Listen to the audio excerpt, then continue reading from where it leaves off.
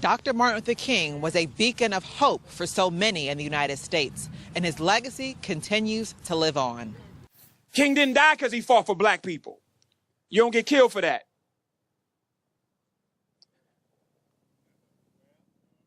You don't get killed for fighting for black people.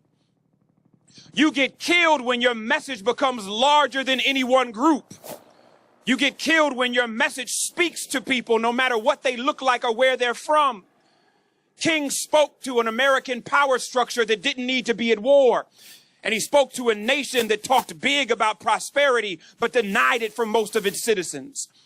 And when the Poor People's Campaign was uplifted on the tail end of his opposition to Vietnam, that was when he became a legitimate threat. He was a threat because he spoke to the humanity of every American. The wreath laying at the Martin Luther King Jr. Memorial in Washington, D.C. was nothing but historic. I think this year, because we're doing a new Trump administration, to always keep in forefront what Dr. King stood for, what he meant for it, but also what this memorial stands for. When we talk about justice, hope, and democracy, you talk about what this memorial encompasses.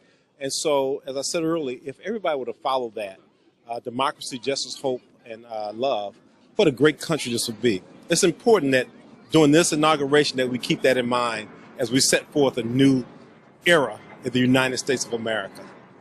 So, you know, every year that I come here, this is the sixth one. I've been coming since it started in 2011.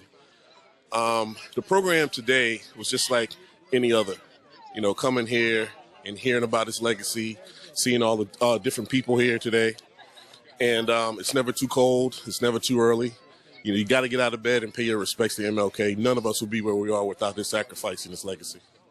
I mean, I think one, acknowledging and walking in our history is always important. And so, you know, King is as American as they come. So there's clear relevance to the African-American community.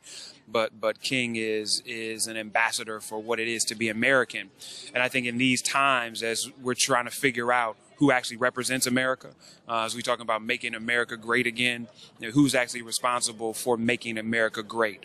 And so King understood very clearly that it wasn't one group that was responsible for that, but we all had responsibility for it. And I hope that in a short time, you know, we were able to have that conversation this morning. From the Dr. King Memorial in Washington, Maria Bird, Channels Television News.